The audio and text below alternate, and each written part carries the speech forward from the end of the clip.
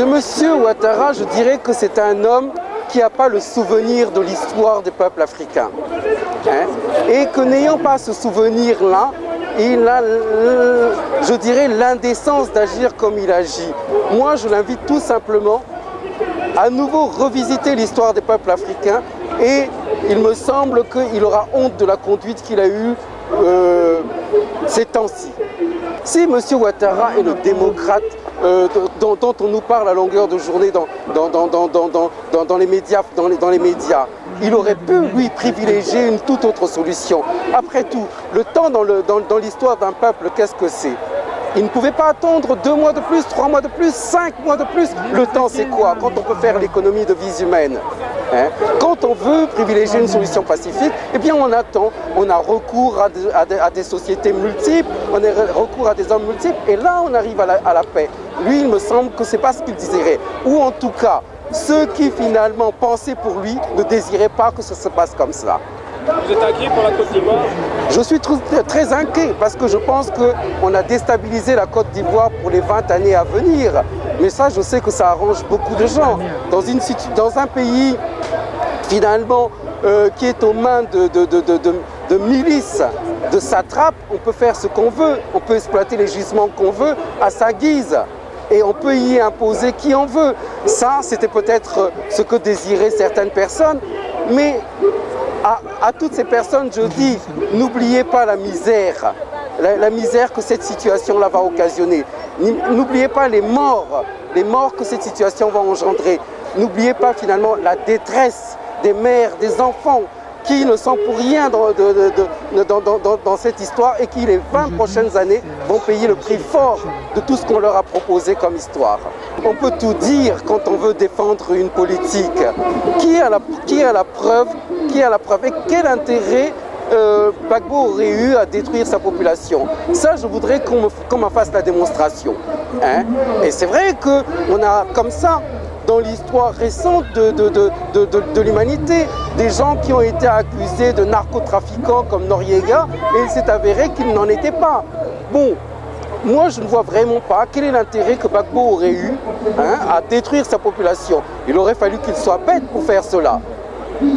Alors, on fait aussi passer en France Gbagbo pour un dictateur. Est-ce que vous connaissez un seul chef d'État africain qui n'ait pas été un jour accusé d'être un dictateur?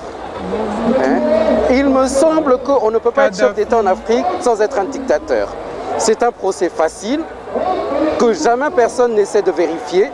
Moi, Gbagbo n'est pas plus vertueux que n'importe qui d'autre. Et Bush, c'est un dictateur ou pas? Voilà, mais pour être clair, Gbagbo, c'est pas Mugabe, quoi. Il me semble que non, quand même. Que pensez-vous du relais de l'information dans les médias français, les télévisions françaises? Inique. Et je pense que les médias français devraient avoir honte.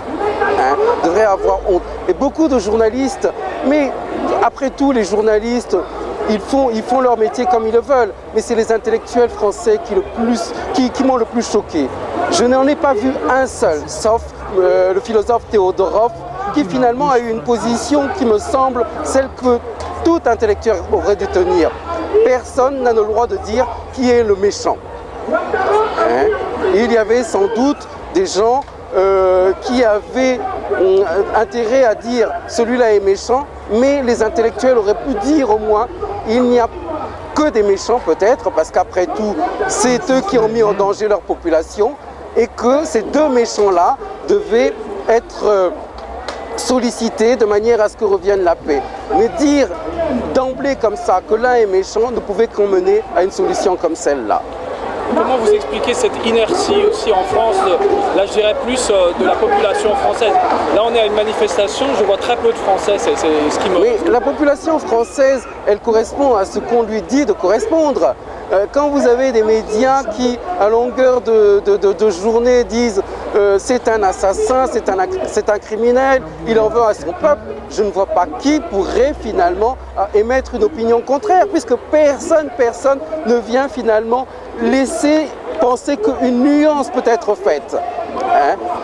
Le peuple français, il est finalement ce que l'opinion lui dit d'être. Et à mon sens, il serait difficile pour lui d'être autrement. Mais il y a des catégories dans la population française qui sont au fait de ce qui se passe. Hein. Ces catégories-là, elles pourraient contester, elles pourraient dire non, pas aujourd'hui, pas en 2011. Ah les amis, vous avez vu cette vidéo-là. Elle date de 2011. Ça fait déjà un bout de chemin. Ça fait déjà plus de 15 ans. Et ce que le monsieur avait dit est en train de se réaliser. La Côte d'Ivoire est détruite pour 20 ans. Ouattara a fait 15 ans de pouvoir. Aujourd'hui, les Ivoiriens ne s'en sortent pas. Les Ivoiriens dorment dans les mosquées, pour ne pas dire dans les cimetières, sous des ponts. Les Ivoiriens n'arrivent pas à payer leurs factures d'électricité, leurs maisons. Les Ivoiriens ne peuvent pas se nourrir 3 fois par jour. Ce qu'il avait dit en 2011 est en train de se réaliser. Le fait que les Français aient voulu coûte que coûte enlever le président Laurent Gbagbo, c'était pour pouvoir mettre un satrape, comme il a dit, de Draman Ouattara et tous ces vanupiers, des Kandia Camara, des gens qui n'ont jamais rien appris, qui ne connaissent rien et qui sont mis à la tête de l'État, de nos institutions comme ils veulent, quand ils veulent, et ils dilapident l'argent du contribuable ivoirien. Les milliards qui étaient censés apporter le sourire aux Ivoiriens, aujourd'hui ça apportait le sourire aux chefs de guerre qui ont pris la Côte d'Ivoire en otage. Ça apportait le sourire aux hommes politiques, aux hommes politiques français qui profitent aujourd'hui du coup d'État qui a été perpétré comme le guide président Gbagbo Laurent. Aujourd'hui, la Côte d'Ivoire est dans une souffrance qui ne dit pas son nom.